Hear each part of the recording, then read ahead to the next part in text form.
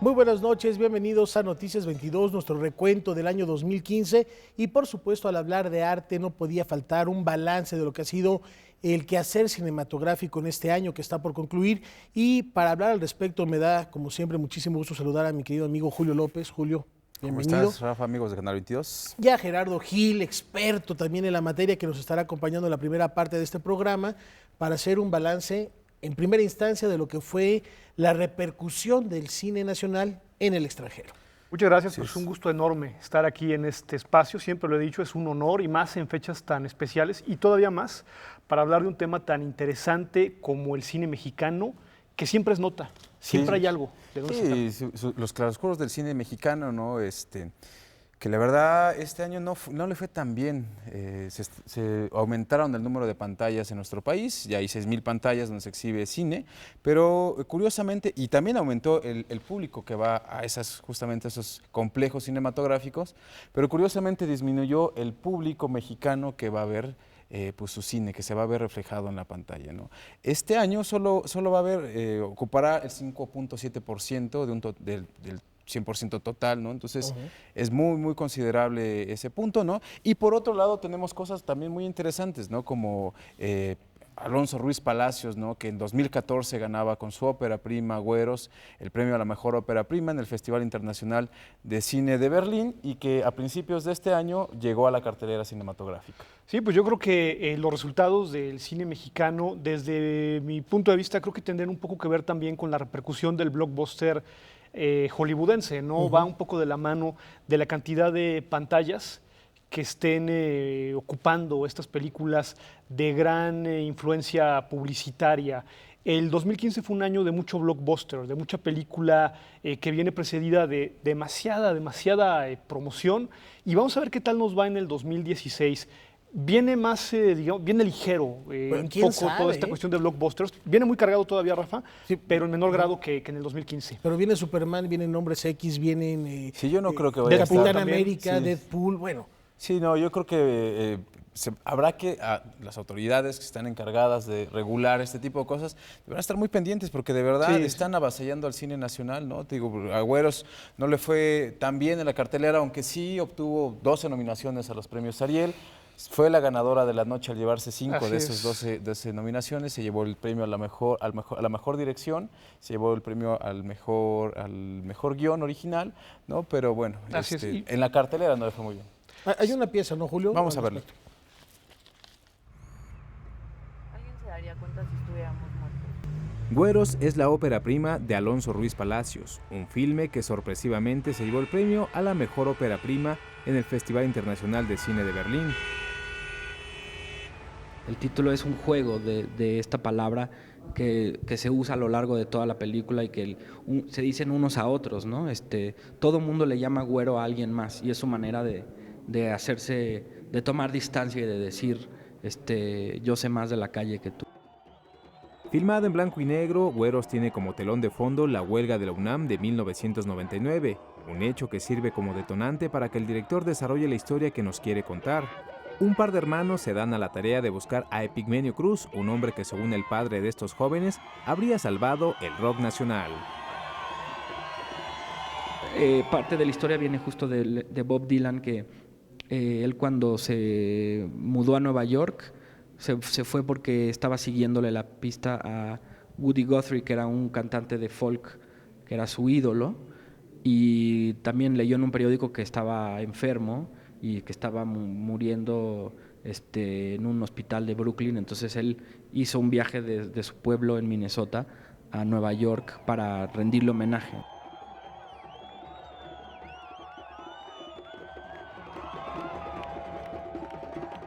Bueno, pues ahí lo tenemos, Güeros de Alonso Ruiz Palacios, ¿no? Y otra de las cosas interesantes que sucedieron este año fue el fenómeno Lucía Films, ¿no?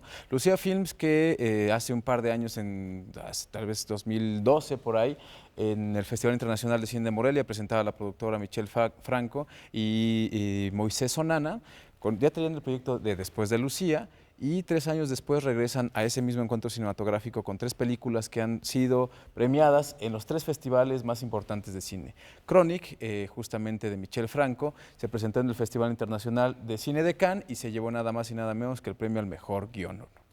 Pues una cinematografía, la de Michel Franco, que nos está acostumbrando a una manera de contar una historia. Son historias de mucha tensión, pero a la vez muy contenidas. Y lo que sí también hay que anotar es que en sus remates ya se está notando como cierto agotamiento, como cierta repetición en los remates de lo que es la cinematografía de Michel Franco. Pero como tú bien lo dices, premiado a nivel internacional. Y en cuanto a Güeros, pues nada, que no le exigía nada al público, que una película comercial no le exigiera. Referencias a la nueva ola francesa, incluso un poco al cine de Hollywood, y desafortunadamente le fue muy mal en taquilla, en un promedio de ida al cine de las personas, del público en general, 2 veces al año. Dos veces al año. Vamos a ver esta pieza de Chronic, pero dejo la pregunta en el aire, porque estaba diciendo Julio y es una reflexión interesante. Son cintas que finalmente están llegando a nuestro país después de que triunfaron en el extranjero, como si en el extranjero tuvieran más oportunidad o más pantalla. Vamos a ver Chronic y platicamos de este fenómeno. ¿Cómo que no la encuentran? ¿Pero cómo se puede perder? En 2012, la película Después de Lucía se llevó el premio Una cierta mirada en la 65 edición del Festival Internacional de Cine de Cannes. De manos del actor Tim Roth, el director mexicano Michel Franco recibió el reconocimiento. Ahí nació una amistad que luego se tradujo en una colaboración profesional. Has such a huge impact on the jury, and certainly personally, I was very, very, very moved by it, but also very fascinated by the way that Michel was telling the story. So on 2 levels, the emotional impact that it had on me, but also his surety and his strength in cinematically. So I wanted to meet him. I spied on him a couple of times that he kind of may know about, but not quite. we arranged a little thing so I could I want to know, I just want to see this guy. Who's this guy? Okay, that's what he is. Okay, fine. But then we gave him the prize in the end, and immediately we met and we talked, and it was, the first discussion really was, I said, what are you going to do next? And he said, I'm thinking about doing a film about a nurse. And I said, well, if you make it a man, I'll do it. And he went, okay. And then we did it. Yo hago las películas para el público mexicano. He vivido toda mi vida en México y pienso seguir trabajando aquí. Y para mí lo más importante es que mis películas sean vistas por México y disfrutadas como fue con Después de Lucía, que no sean películas para festivales. Ahora, que los hermanos Coen, que Guillermo del Toro, que Tim Roth me den el reconocimiento que me han dado y terminemos incluso trabajando juntos, pues es maravilloso. Es para lo que los festivales como Cannes sirven realmente. Con un ritmo semilento y fiel a su estilo de contar la historia con casi nulos movimientos de cámara, Chronic narra la historia de un enfermero que entabla lazos emocionales con sus pacientes, todos enfermos terminales. Tim Roth es un actorazo y bien lo decía Michel Franco, ya contar con este apoyo de alguna manera que diga quiero participar en tu cinta, habla también del éxito y de la internacionalización de estos directores. Y lo comentábamos y va muy vinculado también a la pregunta que hacía yo antes de ver esta pieza, mi estimado Gerardo, hago cine para mexicanos. Sí, eso es muy importante, ¿no? Que no se haga un cine para festivales, que al final del día encuentra un nicho, convence a los convencidos, digámoslo de esa manera, y también habría que ver en estos datos de cine mexicano, que más adelante los abordaremos, qué tanto nivel de público tienen en las descargas ilegales y también en el cine pirata, es decir, el cine comprado de manera ilegal. ¿Qué tanto cine mexicano estamos viendo bajo esos 2 rubros? No tanto en los cines, en los cines normales, ¿no? Y, 2 ejemplos muy claros de la piratería este año son American Gangster. Sí, claro. No, Mexican Gangster se llama la película, y la otra es Gloria, que a principios de año también se estrenó y que llegó al mercado pirata casi al mismo tiempo, ¿no? Es muy interesante cómo se están moviendo este tipo de películas. 600 millas es otra película producida por Lucía Films que ganó en el Festival Internacional de Cine de Berlín el premio a la mejor ópera prima. Nos representaba, ¿no? Estaba en esta lista, grande lista que manda la Academia para que nos represente rumbo al Oscar. No quedó seleccionada entre la lista corta, la shortlist, 9 películas. Quedaron solo una latinoamericana que se llama El abrazo de la serpiente. 5 años seguidos que México se queda fuera pues de las últimas instancias. Las últimas 2 películas anteriores fue Beautiful de Alejandro González Iñárritu, que era una coproducción, y la otra es El laberinto del fauno de Guillermo del Toro. Y antes de eso, las películas 100% mexicanas que nos estaban representando rumbo al Oscar era El crimen del padre Amaro y la otra era Amores perros también de Iñárritu, ¿no? Había un buen rato. Un buen rato. Y bueno, pues aquí con esta película 600 millas hay varios datos interesantes. Creo que en primer lugar es un director que toma una narrativa propia desde el primer momento, es decir, influencias de diversas cinematografías y no necesariamente del cine mexicano o de lo que uno podría pensar por su origen de quién va a tomar un referente. Uno puede ver un momento de road movie, un momento de thriller, en fin, es muy amplia la gama de referentes cinematográficos que tiene este director y por supuesto el timing político que en este momento llega de manera muy, muy oportuna. ¿La recordamos? Vamos a verla. El filme dirigido por Gabriel Ripstein es protagonizado por Tim Roth y Christian Ferrer. La cinta gira en torno de Arnulfo Rubio, un joven mexicano que trafica armas de Estados Unidos a México. Sus actitudes sospechosas han atraído la atención de un agente norteamericano. Si hay cualquier pedo nos tienes avisados. Yo lo que creía que era importante era hablar pues, de esta situación que es el tráfico de armas, ¿no? El cine ha hablado muchas veces del narcotráfico, de la inmigración ilegal. Cuando hablamos de esta relación binacional, ¿no? En México y Estados Unidos, a mí me faltaba el tema de las armas. O sea, creo que es un tema pues, muy importante, ¿no? de tocar. Y traté de hacerlo de una manera no simplista, no sonsa, no cliché, no obvia. Las colaboraciones entre Lucía Films y Tim Roth no terminan aquí. La productora se encargará de ayudar a levantar un proyecto que el actor quiere filmar. 600 millas, interesante, ya lo decíamos, la repercusión que tiene el cine mexicano, sobre todo en los circuitos de festivales alrededor del mundo. Y quien también ha estado muy presente en muchas generaciones de festivales es el maestro Arturo Ripstein. En La calle de la amargura, mi estimado Gerardo, que tú tienes una percepción especial sobre este. Fíjate que sí, es muy amplia la historia de Ripstein con, lo voy a decir tal cual, con la crítica cinematográfica mexicana. Hay muchos dolores ahí como muy viejos y muchos resquemores, como se dice en mi pueblo. Yo de La calle de la amargura te puedo decir que la película me parece una comedia muy amarga, es una comedia, es acertada en esos términos, aunque sí hay que decir que hay un humor hasta cierto punto clasista, que forma parte de la amargura de esta misma historia. Fue un caso muy conocido, una par de luchadores de baja estatura son asesinados por 2 prostitutas y esto se convirtió en una nota roja por allá por 1999. Con base en esta historia, Ripstein hace una historia agridulce que ha logrado penetrar muy bien en festivales internacionales y que la vamos a esperar probablemente para 2016, aunque con el cine mexicano sí, claro. Es muy difícil saber cuándo va a llegar el estreno de esta película. A mí me parece que con esta película Ripstein va retomando el camino de una cinematografía que ha sido irregular para muchos, que no se puede medir bajo una sola misma regla ni bajo una sola misma línea. Pero creo que con La calle de la amargura vamos recuperando un Ripstein amargo, agridulce, que no tiene un gusto para todo mundo. Hay que decirlo de esa manera. Con guión de Pasalicia García Diego, perdón. Sí, que ya tuvo un estreno en línea, se vio en Filmin Latino, claro. a la par que se veía en el Festival Internacional de Cine de Venecia, donde le rindieron un homenaje por 50 años de trayectoria y que además con esta película Ripstein también gana el premio al mejor director en el Festival de Cine de Gijón, ¿no? Entonces, un director que cumple 50 años, que está en activo y que pues da mucho de qué hablar todavía. No, y les gusta o no, es un referente absoluto de la cinematografía nacional.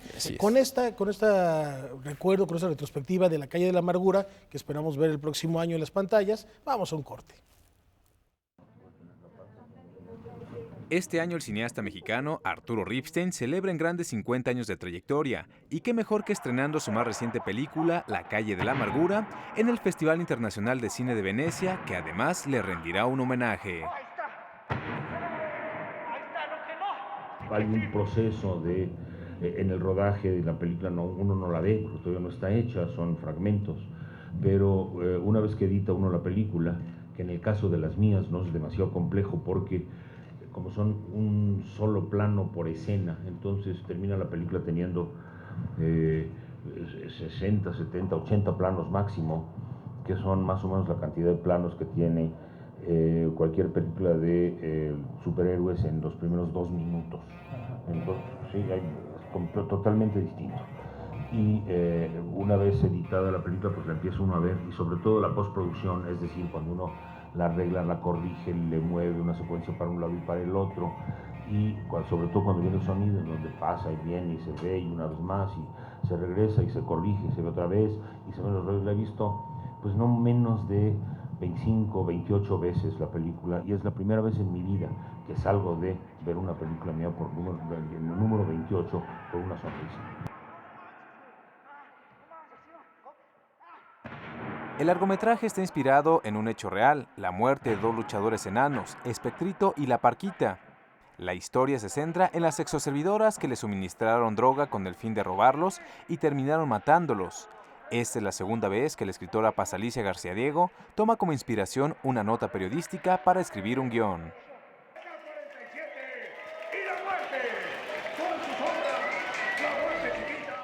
Lo mejor del cine, lo peor del cine, en 2015, Gerardo Gil, Julio López nos están platicando y continuamos hablando de cine mexicano, los grandes quizá blockbusters de este año.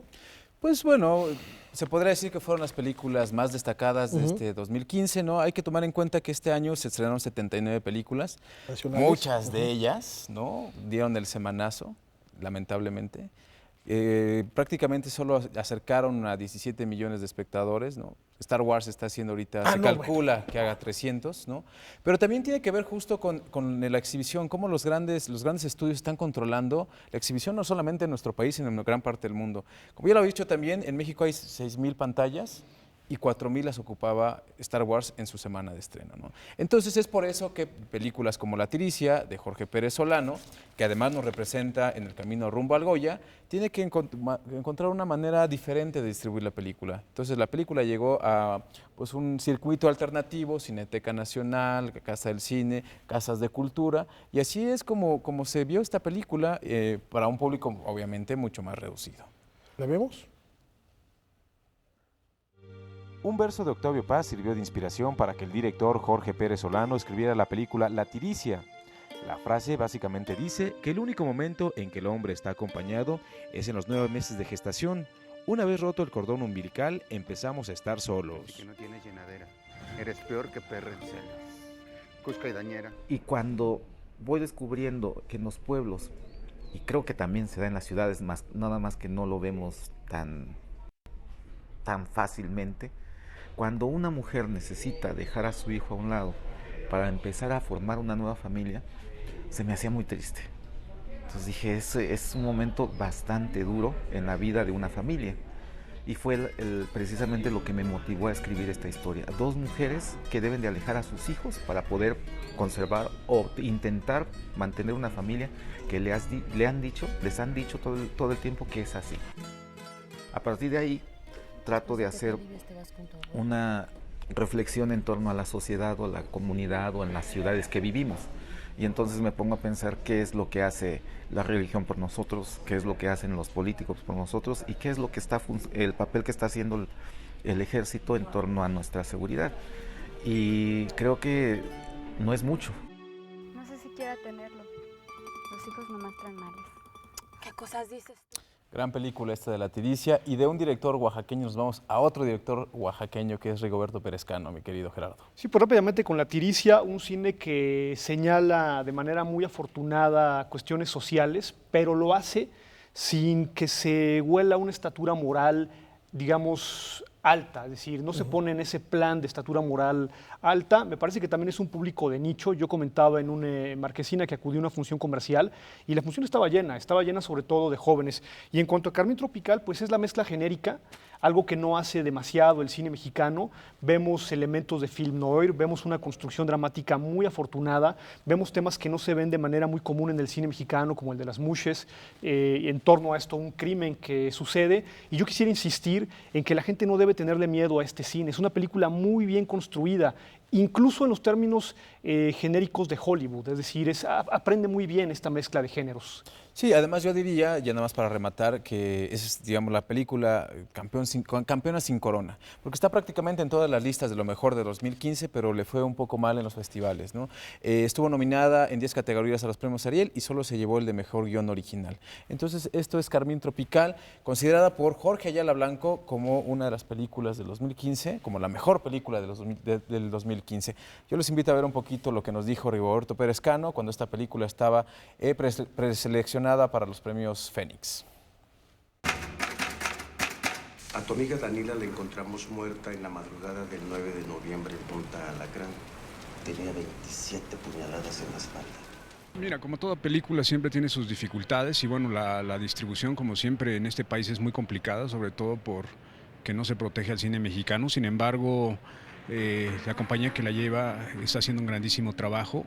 Planeamos su estreno para esas fechas, puesto que vienen todavía algunos festivales y creo que la repercusión que pueda tener fuera de México, ojalá, le ayude a que la gente conozca más de la película, ¿no? Y bueno, el premio de Morelia le permite a la película tener una ventana muy importante en lo que refiere a las salas comerciales. ¿No sabes nada acerca del crimen del Mushe? Sé lo mismo que saben todos, pero así, bien, con detalle, pues. No. Y nos vamos a otra propuesta que aquí está generando ya diatriba en el estudio. Eco en la montaña, señores. Sí, de Nicolás Echavarría. Yo tuve la oportunidad de verla en el Festival de San Cristóbal de las Casas. Sí es difícil que una película de ficción llegue a la cartelera, es mucho más complicado, 3 veces más complicado que un documental lo haga, ¿no? De la misma manera. Sí, pues mira, yo creo que este podría ser un claro ejemplo de lo que puede ser la explotación positiva del cine mexicano en las plataformas streaming. Me parece que uno ha sido el público en las salas comerciales normales y ahora está experimentando este nuevo foro y creo que le puede ir muy bien. En cuanto a la película, me parece que retrata muy bien cuestiones sociales, de incluso discriminación y políticas. Desde mi punto de vista, en cuanto a la construcción dramática del personaje, sí creo que cae un poco en el análisis del buen salvaje, un poco en esta cuestión de la sociología y le guardo esa distancia, pero es desde mi punto de vista. Sí, y cuando Gerardo se refería a las nuevas plataformas, es que la película está en Netflix, ¿no? O sea, para que le echen un ojo. Pero está bien, hay muchas series que se estrenan ya en exclusiva en estas plataformas y que tienen éxito rotundo también para atraer gente. Y tenemos al Filmin Latino también, que hay que echarle un ojo. Vamos a ver Eco en la montaña. Es una excelente noticia, la segunda vez que voy a Berlín. La primera vez estuve con Cabeza de Vaca en 92. Y bueno, es un festival que a mí me encanta. Y bueno, a Cabeza de Vaca le fue muy bien ahí. No ganó ningún premio ni nada, pero bueno, competí con grandes cineastas como Ferreri, como Coppola estaba ahí también, Bellocchio. Fue un año muy bueno, con muy buenas películas. Y este año participo en una sección que se llama Nativ, que es una sección oficial de Berlinale, pero que está dedicado al mundo indígena. Eco de la montaña es un documental sobre la vida y obra del artista Huichol Santos de la Torre. Una de sus obras ocupa un lugar de honor. Se encuentra en el dintel, en la estación del metro del Museo del Louvre, en París. La pieza fue develada en 1997 por el presidente francés Jacques Chirac y por el presidente mexicano Ernesto Zedillo. El artista fue ignorado, no lo invitaron a la inauguración, ni siquiera terminaron de pagarle por su obra. Nicolás Echavarría nos lleva por un viaje a través de la ruta del Peyote, mientras nos muestra el proceso creativo de Santos de la Torre. En festivales muy importantes, bueno, estuvo primero en Cinema Durrell, en París, ahí abrió la película, luego estuvo en Guadalajara, ganó en Guadalajara, luego después estuvo en Chicago, ganó en Chicago, también en Perú ganó también, o sea, hemos tenido muchos premios y bueno, ha tenido un ciclo, va a Cartagena este año también y bueno, Berlín va a ser, yo creo que cerrar con broche de oro.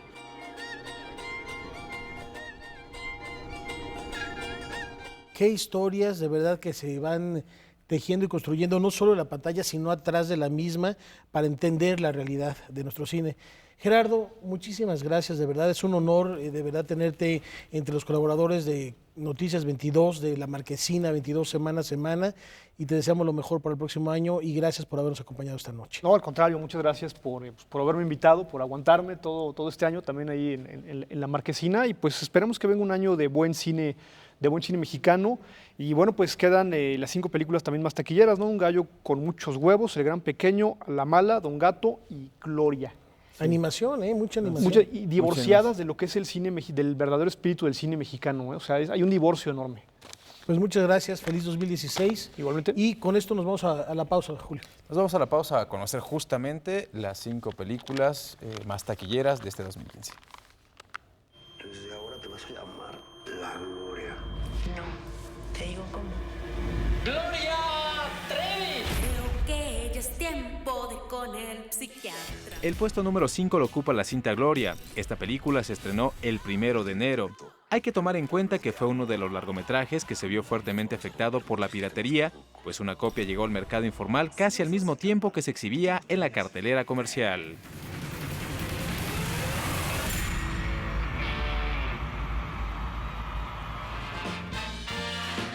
Es bueno tener amigos, ¿no crees, Don Gato? Don Gato al inicio de la pandilla se colocó en el 4º sitio, contrario a lo que ocurrió con la entrega anterior, en la que solo se abocaron a mostrarnos chistes reciclados de la serie de televisión. Aquí nos muestran una historia original y divertida.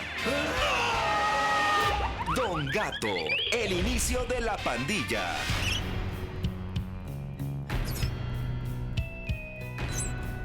El 26 de febrero se estrenó A la Mala, dirigida por Pedro Pablo Ibarra, con un reparto integrado por Aislinn Derbez, Mauricio Ockman, Papil Aurora y Luis Arrieta. El filme ocupa el honroso 3er lugar. I'm not a midget. Just say you're a little boy. Little boy. El Gran Pequeño, dirigida por Alejandro Monteverde, ocupa el 2º puesto. Un caso raro el de esta cinta, pues casi todo el elenco es norteamericano, salvo por la esporádica participación de Eduardo Verástegui. En nuestro país se estrenó la versión en inglés y doblada al español.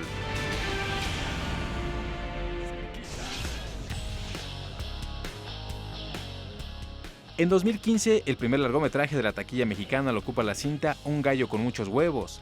La franquicia cinematográfica creada por los hermanos Riva Palacio ha sido un verdadero éxito. El tercer largometraje de la saga recaudó 167 millones de pesos, que la colocan en el 6º lugar de la lista de largometrajes mexicanos más taquilleros de todos los tiempos. Un gallo con muchos huevos. Esta segunda parte del programa nos da muchísimo gusto saludar a nuestro querido amigo Jesús Chavarría, quien de entrada nos va a platicar junto con Julio López de las grandes presencias internacionales en nuestro país en este año que concluye. Jesús, bienvenido. No, pues yo estoy muy contento de compartir espacio con ustedes, con Julio, como lo hacemos cada semana en Marquesina, pues ahora estar aquí también.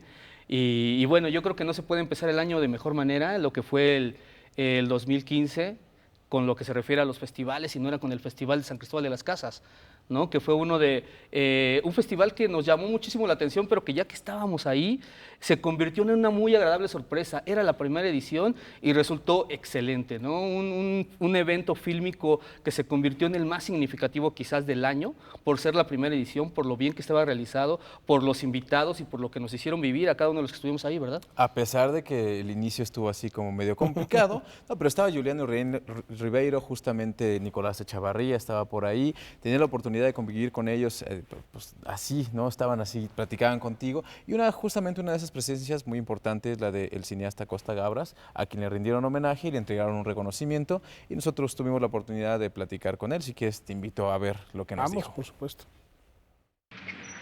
El director franco-griego Costa Gabras es un hombre comprometido con su profesión, un cineasta que a través de su obra ha tocado la conciencia de muchas personas. Ahora, con 81 años de edad y más de 50 como cineasta, no piensa en el retiro. Dice que ser un cineasta es más parecido a ser un atleta de alto rendimiento. Un cineasta debe ser atleta de un cierto modo, porque para hacer una película es un esfuerzo extraordinario. Por escribirlo también es un esfuerzo mental importante, porque darse cerca de la realidad humana y social que cambia permanentemente. Entonces es un maratón cada vez. En 1969 ganó el Oscar a la mejor película de habla no inglesa con Z, un filme que aborda la dictadura griega. En 1982, en el Festival de Cine de Cannes, obtiene la Palma de Oro por Desaparecido, largometraje que aborda la dictadura en Chile. Y en 1989, en el Festival Internacional de Cine de Berlín, obtiene el Oso de Oro por La Caja de Música. El largometraje habla de temas como el racismo y la persecución contra los negros y los judíos. No hay contradicción de entretener, hacer películas con contenido importante. Si se ve el teatro clásico, las grandes películas clásicas, son entretenidas y además hablan de cosas importantes. Se creó esta filosofía que viene, me parece, más o menos de Hollywood, que dice hay que entretener y nada más. Se entretiene con el fútbol, y basta. Pero el arte tiene un papel más complicado. Hay que entretener y además hay que, si es posible, hacer pensar a la gente. Mostrar algo más que entretenimiento. Pues ahí lo tienen, tenemos un grande hablando de cine, ¿no? Es una cosa sensacional. En México. Aparte creo que el Festival de San Cristóbal de las Casas era el marco ideal para este tipo de presencias. No me imagino yo a un realizador de esta talla hablando de esos temas en otro festival. Es muy complicado, sobre todo porque en otros festivales se convierte en un evento menor este tipo de invitados. En el Festival de San Cristóbal de las Casas, este realizador, este personaje, era el gran invitado, era el evento del festival, y creo que eso se lo tenemos que agradecer todos los que nos gusta el cine y sobre todo los que amamos la manera en que se hacen festivales que sí son enfocados a la gente, no solamente a los que hacen cine, ¿no? Sí, 87 festivales este año de cine en nuestro país, ¿no? Increíble. Jesús viajó a muchísimos más que yo, ¿no? Pero también ahí le rindieron homenaje a Jorge Fons. Hace unos años también en otro festival de cine, el Festival Internacional de Cine de Morelia, venía una presencia que repitió este año venir a visitar nuestro país. Nos referimos a Volker Schlöndorff, ¿no? Que lo conocemos muy bien. En el 79 ganó la Palma de Oro por la película El tambor de Hojalata, y ese mismo año también se lleva el Oscar a Mejor Película Extranjera por esa película. Difícil que gane en un encuentro cinematográfico tan especializado como lo es Cannes, y luego en un festival, bueno, en una entrega de premios que, pues bueno, no siempre reconoce como lo mejor del cine. Sí, bueno, sabemos que ambos festivales obedecen a ciertos intereses, tienen muchas implicaciones, entonces sí es muy complicado que un director se gane el reconocimiento en ambos, ¿no? Yo incluso me atrevería a compararlo de algún modo con sus debidas distancias a lo que sucedió, pero del otro lado, con por ejemplo Mad Max y George Miller, lo bien que fue recibido en Cannes, que se espera que también sea muy bien recibido en los premios Oscar, ¿no? Es muy difícil de pronto que una película o un director logre el mismo reconocimiento o el mismo recibimiento en esta clase de festivales que son tan diferentes, ¿no? Contrastantes, podríamos decir. Y tengo entendido que Volker Schlöndorff vino aquí a dar un taller de actuación. Un taller de actuación, sí, a Guadalajara, me parece. Esta nota es de mi compañero Huemansin Rodríguez, que también es un amante del cine. Vamos a verla. Volker Schlöndorff está de vuelta en México para participar en un taller de dirección de actores. En 2011, vino al Festival Internacional de Cine de Morelia y a la cátedra Ingmar Bergman, donde recibió la medalla de la Filmoteca de la UNAM. En 2013 regresó para presentar su libro de memorias, traducidas y editadas por la universidad. Ahora participa de nuevo en la cátedra Bergman para compartir sus conocimientos con un pequeño grupo de alumnos. Well, one thing is sure, that the relationship between a director and actor is a mystery because every director does it in a different way, and of course every actor needs a different kind of treatment. I'm one of those directors who is looking for complicity and trust with the actor. I'm not mesmerizing, I'm not the dictator kind. I was that when I was young, but then I knew after a while it doesn't really work. It is better to establish an equal relationship to the actors. Esto nos lleva también a reflexionar sobre el cine de autor, cómo muchas veces un nombre puede trascender la película misma, y ese es el caso de Peter Greenaway, un cineasta en toda la extensión de la palabra, cuyo nombre ha trascendido y que inclusive se vincula mucho con esos movimientos de vanguardia, y que ya no importa tanto lo que esté proyectando en pantalla, sino la firma. Sí, yo creo que bueno, si habláramos de principios de siglo, si había un nombre que podía denominarse como el representante de la exploración fílmica a nivel internacional, era gente como Wim Wenders o como Peter Greenaway. Peter Greenaway era de los que declaró en su momento que el cine, como lo conocíamos, estaba muerto. De alguna manera, si lo vemos desde ese punto de vista, creo que era el más indicado para tomar esta historia, algo relacionado con Eisenstein.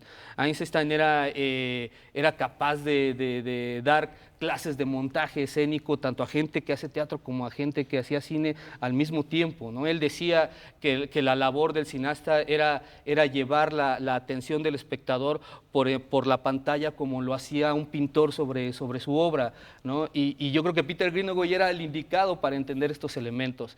La conjunción creo que llega tarde, ¿no? Ya para esta época todo aquello que representaba Peter Greenaway de alguna manera ya no suena a vanguardia. Esta contraposición de recuadros, de distintos lenguajes visuales dentro de la pantalla terminan viéndose mucho más artificiosos en relación a la historia que nos quiere contar y a la figura misma de Eisenstein. Sin embargo, esta película aún así viene siendo muy importante por lo que fue la visita de Eisenstein, la presencia de Eisenstein en México en su momento, por lo que pretende contar y también por lo que representó para los festivales, porque esa era ideal para nuestro presentarse país en Guanajuato. también. Es una coproducción con México.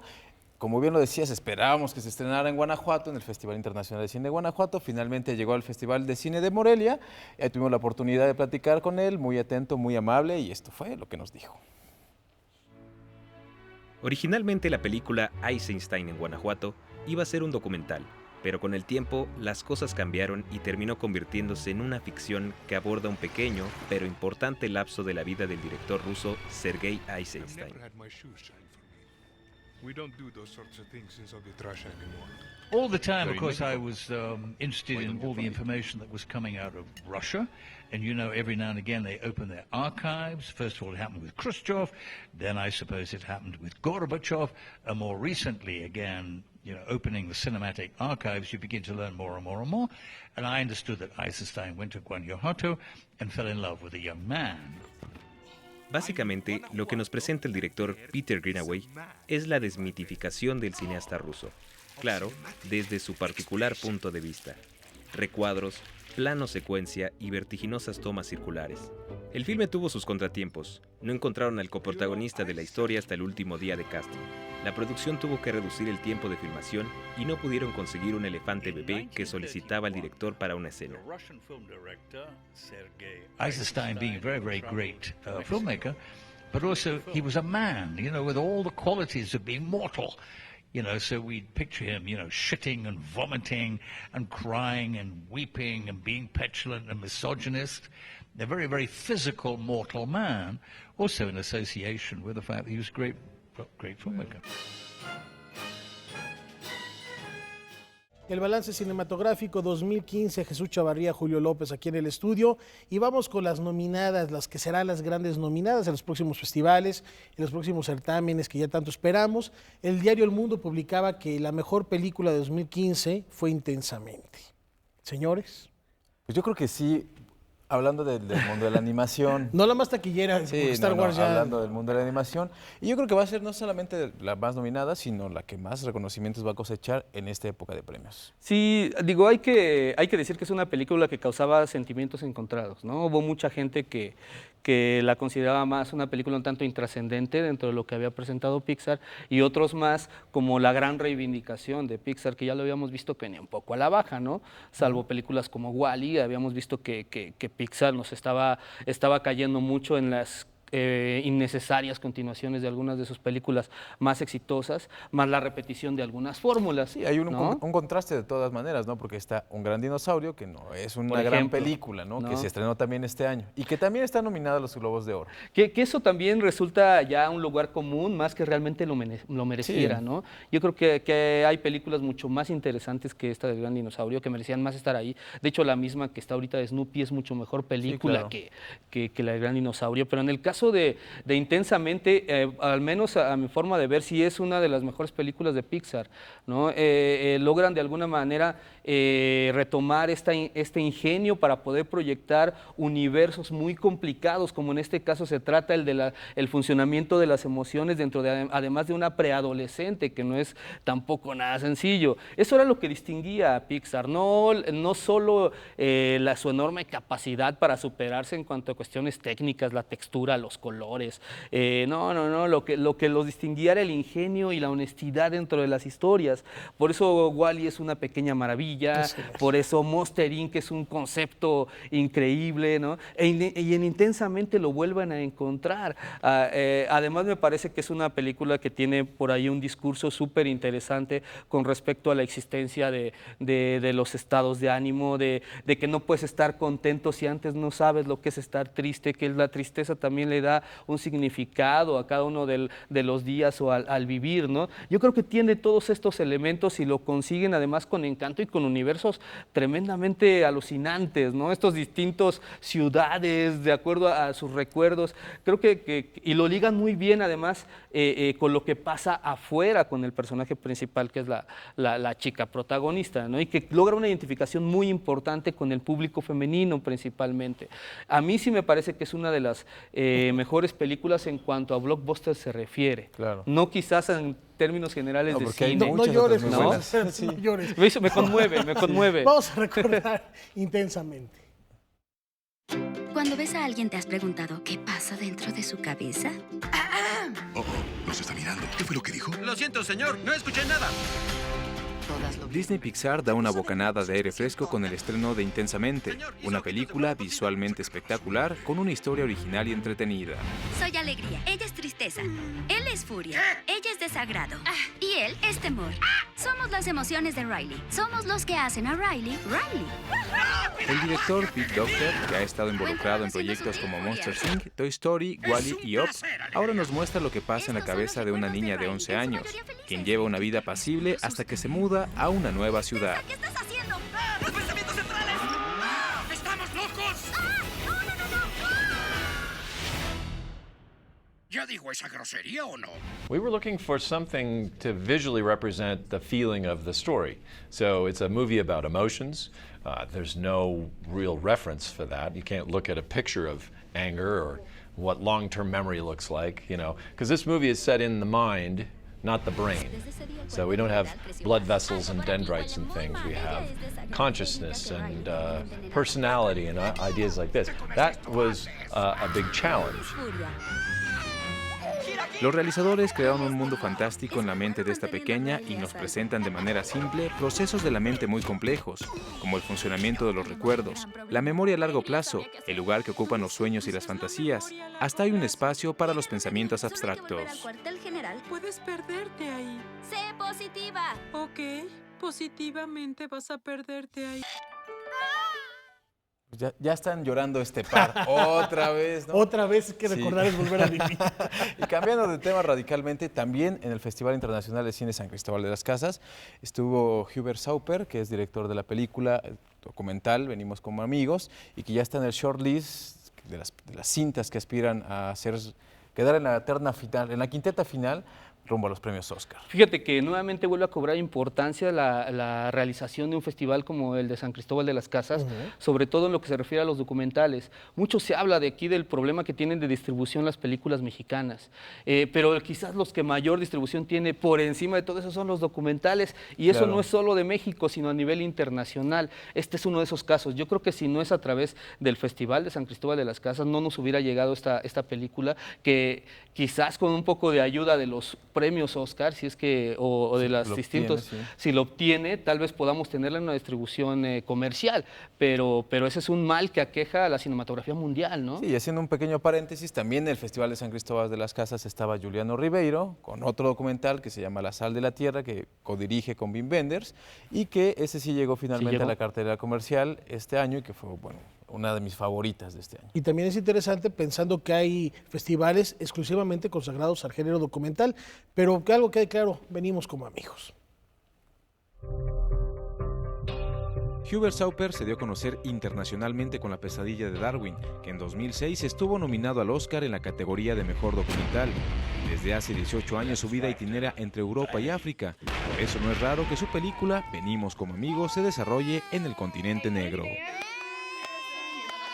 Esa película se pasa en Sudán, es sobre el imperialismo, el nuevo colonialismo de los chinos y los americanos, que es la confrontación de chinos y los americanos en África.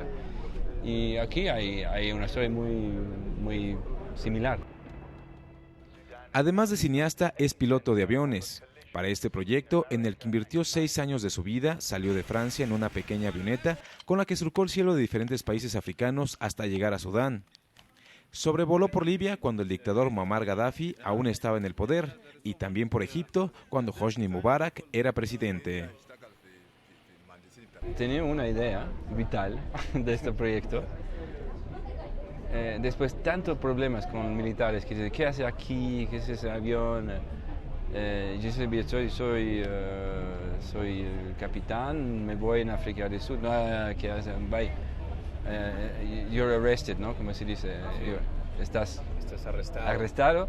Hasta el momento que tenía la idea de prender las camisas de capitán con estrellas, 4. En este momento los militares estaban muy diferentes, ¿no? Hey, capitán, el protocolo, ¿no? Estaban muy contentos y muy respetuosos para mí. Es una cosa totalmente loca. Pues un duro documental, la verdad. Y su película anterior, bueno, uno de sus trabajos anteriores, que también se llamaba La pesadilla de Darwin, que también estuvo nominada a los premios Oscar, es una muy buena recomendación, pero son de esas películas que duelen. Son llamados de atención poderosos al ser humano, ¿no? Y que yo creo que por eso cobran un valor más allá de las cuestiones cinematográficas, sino como testimonio, como discurso, ¿no? Y bueno, es afortunado poder de pronto encontrarnos con gente como él en eventos como este festival, el Festival San Cristóbal de las Casas. Que se despierte la conciencia, yo creo que es fundamental, y el cine es una extraordinaria herramienta, ya sea el documental o el ficción, pero sí es siempre muy bueno acudir a una sala y salir con algo más que una bolsa vacía de palomitas, ¿no? Sí, así es, y justo este año sucedió en diferentes ámbitos, ¿no? Pero muchos en el mundo del cine, que 3 directores mexicanos que además han triunfado internacionalmente, me refiero a Alfonso Cuarón, a Guillermo del Toro. Alfonso Cuarón, que estuvo recientemente en el Festival de Cine de Morelia, Guillermo del Toro, que estuvo en Guadalajara, y Alejandro González Iñárritu, que vino hace muy poco a hablar como de otro tema. Está siendo mentor de un cineasta mucho más joven y estuvo hablando de la situación del cine pues nacional e internacional, evidentemente, ¿no? Hablando justamente de lo que hemos abordado durante pues esta charla, ¿no? Que el cine norteamericano está avasallando a todas las demás cinematografías. Sí, bueno, de este tipo de figuras es que han venido frases como el genocidio cultural, ¿no? Cosas así que se le atribuye a la manera en que la industria hollywoodense principalmente está acaparando, ¿no? Toda la atención. Yo creo que es algo a lo que definitivamente sí hay que ponerle atención. Ellos son los más indicados a la hora de llamar la atención de la gente, porque obviamente la gente tiene puesta la mirada y los oídos en cada una de sus declaraciones. Yo quisiera al margen mencionar que es también de destacar que en los festivales que tuvimos durante este año, resulta que ahora son los mexicanos los que son los verdaderos fenómenos de popularidad en estos eventos, cuando eso no sucedía hace 10 años, ¿no? No nos lo imaginábamos. Ahora resulta que la llegada de Guillermo del Toro a Guadalajara, la llegada de Cuarón, la llegada de Iñárritu, es lo que atrae al público, ya están por encima muchas veces de los invitados internacionales. Entonces es muy importante atender a lo que ellos dicen con respecto a la realidad de nuestra cinematografía, que definitivamente sufre de muchas cosas, ¿no? De muchos problemas, pero creo que hay elementos a los que hay que tomar en cuenta y que aquí se han venido mencionando, ¿no? El primero de ellos es que estamos ante un mercado en el que México ocupa uno de los principales lugares en cuanto a asistencia al cine, más allá de qué películas se vean. Es uno de los públicos que más va al cine. Por otro lado, es uno de los públicos que más consume 3D, siendo que es caro, y sin embargo lo consume. Si a esto le agregamos el problema de piratería, entonces no se trata de que el público no quiera ir al cine, más bien lo que hay que atender es qué es lo que se les ofrece y qué es lo que quiere ver el público, ¿no? Mi querido Jesús, se nos acaba el tiempo. Muchísimas gracias de verdad por estas reflexiones. Bienvenido, no se lo digo a todos los que están aquí, pero de verdad qué honor tenerte en nuestro equipo. Al contrario, eso no es mío. Es un placer y bienvenido de nueva cuenta. Muchas gracias, Julio. Feliz año para los dos, mucho éxito. Y nos vamos a despedir precisamente con esta reflexión que hace Alejandro Iñárritu sobre el cine en el mundo a propósito de esta tutoría que está dando a un joven cineasta. Muchas gracias, señores. Nos escuchamos y nos vemos el día de mañana.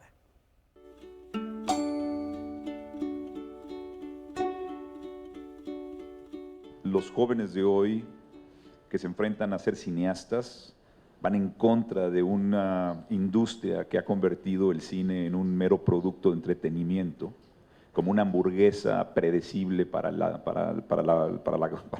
el gusto, diseñado para que no haya ninguna inconformidad. Así se refirió Alejandro González Iñárritu al tipo de producción cinematográfica que se realiza actualmente durante la conferencia de prensa del ciclo 2014-2015 del Programa Internacional de Mentoría de Rolex.